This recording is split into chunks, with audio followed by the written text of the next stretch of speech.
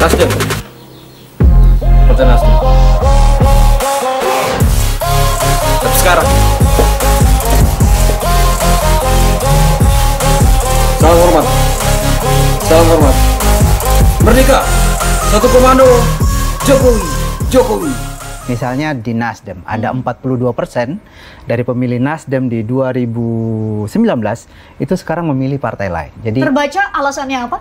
Soal cawapres, kalau Nasdem dia udah kasih otoritas sama Bung Anies. Bagaimana kita tiba-tiba mau pilih wakil presiden yang tiba-tiba nggak cocok sama diri dia? Itu belum apa-apa udah cari penyakit namanya. Semangat terus, jangan mundur. Walaupun bisa dibilang partai yang paling bingung saat ini adalah Partai Nasdem. Partai yang dikomandoi Surya Paloh ini benar-benar di ujung tanduk.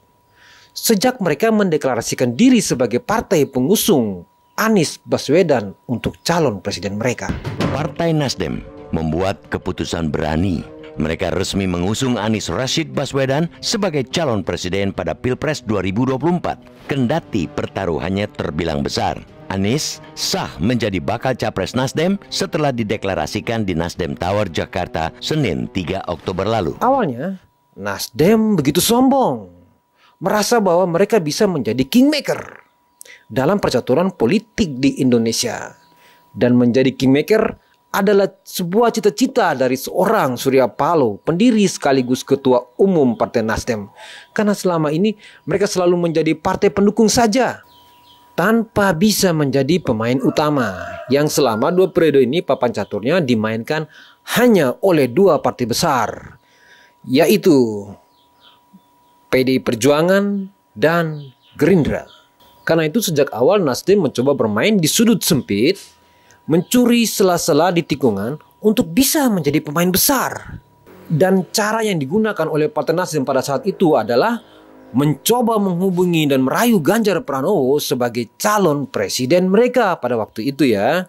Pada awalnya memang itu sebagai sebuah kesempatan besar bagi Partai Nasdem. Karena di internal PDI Perjuangan sendiri tampaknya memang ingin mencalonkan Puan Maharani sebagai calon presiden mereka. Nasdem mencoba mengontak Ganjar Pranowo supaya pindah partai dan menjadi calon presiden dari partai mereka. Tapi sayangnya atau sialnya Ganjar terlalu setia kepada PDI Perjuangan dan menolak tawaran menggiurkan dari Nasdem. Jadi ketika kita yakin memilih calon presiden kita harus yakin juga beri kesempatan dia. Pilih wakil yang paling bagus untuk kamu. Untuk bangsa ini. Nah, ini pikiran Nasdem. Karena kesal, Nasdem kemudian banting setir dan mencalonkan Anies Baswedan.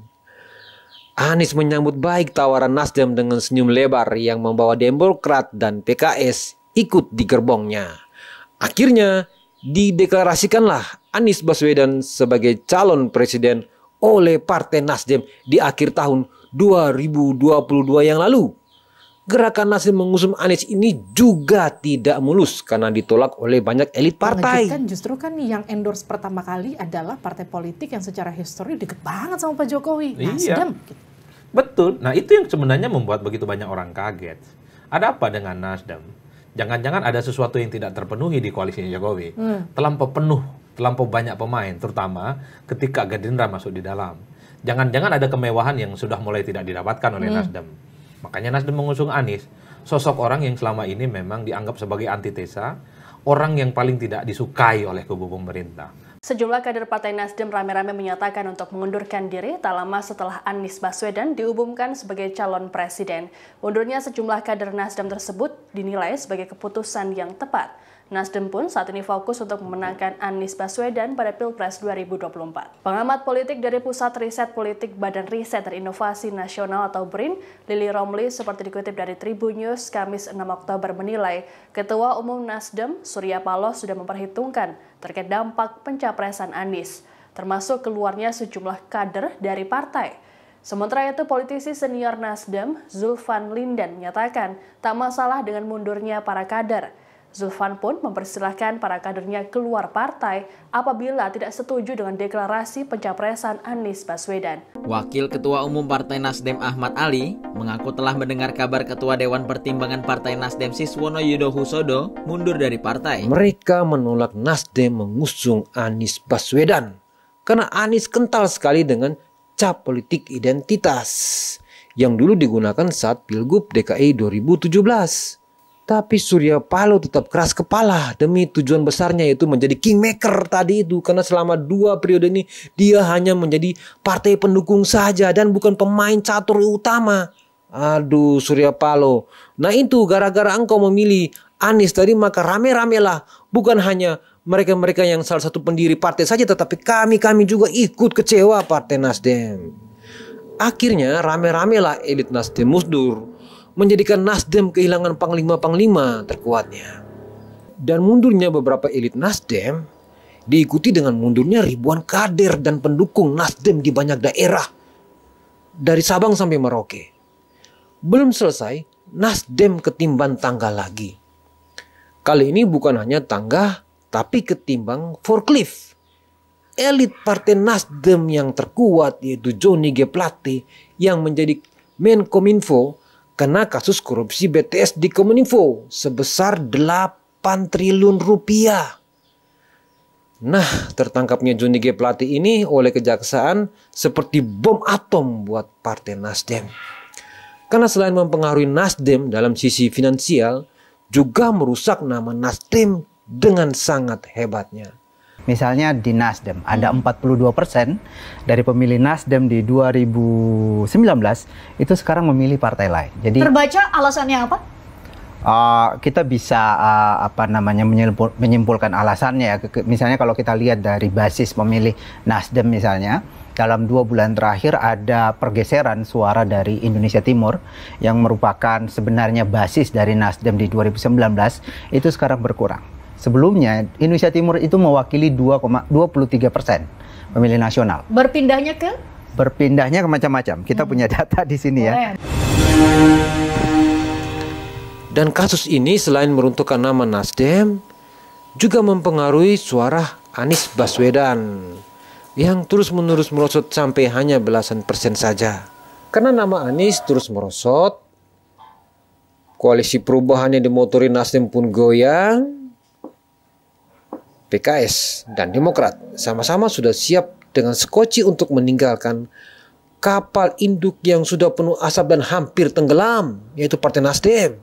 Ratusan kader belum selesai benjol-benjol di kepala, Nasdem kena angin ribut lagi nih. Melepaskan baju partai di kantor DPD Nasdem Kabupaten Indramayu, Jawa Barat Minggu siang. Mereka kecewa atas keputusan DPW Nasdem pada pemilihan calon legislatif tahun 2024 Dapil Jabar 8. Pencalegan DPR RI yang dijanjikan nomor urut 1, namun Ketua DPD diposisikan nomor urut 3. Pengunduran diri disampaikan langsung Ketua DPD Nasdem Indramayu. 3,5 miliar hanya untuk mendapatkan kursi utama caleg. Dan aksi buka baju Nasdem untuk pindah ke Perindo viral di mana-mana. Merusakkan nama Nasdem yang sudah bolong-bolong besar akibat banyaknya kasus yang menimpa. Nasdem sudah mau tenggelam. Koalisi perubahan terancam tinggal nama saja, karena masing-masing kaptennya mengancam pindah kapal. Pada titik ini Surya Paloh pasti bingung luar biasa. Dia mau kemana ya? Ke Ganjar atau Prabowo? Surya Paloh harus cepat memutuskan, karena kalau tidak berlabuh di 2 kapal penyelamat itu, maka Nasdem benar-benar akan tenggelam. Dan kalau Nasdem salah berpihak, bisa jadi tahun 2024 nama Nasdem akan tersingkir dari Senayan, digantikan Perindo yang dinakodai oleh Haritanu yang pernah berkawan sama Surya Paloh dan sekarang menjadi saingan. Mungkin kelak Nasdem akan sadar bahwa mengusung nama Anies Baswedan adalah sebuah kesalahan besar. Anies sudah seperti kutukan bahwa siapapun yang dia pegang akan hancur berantakan. Mungkin ini sebuah karma karena dulu Anies sangat mendukung politik identitas yang hampir saja membelah negeri ini menjadi dua bagian. So Nasdem, hati-hati. Angin semakin kencang, kapal semakin tidak kuat bertahan. Cepat ambil strategi baru atau kelak hanya akan sebagai kapal yang sudah karam. Nasdem.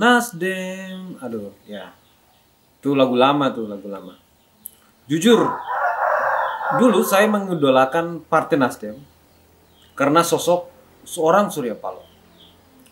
Dan sekarang saya juga tidak mengidolakan Partai Nasdem karena sosok Surya Paloh. Oke. Saya ganti baju dulu. Dari baju Nasdem, saya akan berganti ke baju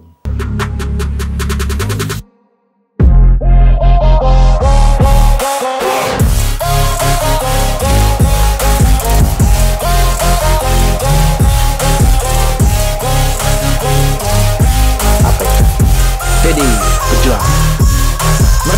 Merdeka, salam satu komando, satu Jokowi, menuju 2045, menuju Indonesia maju, emas.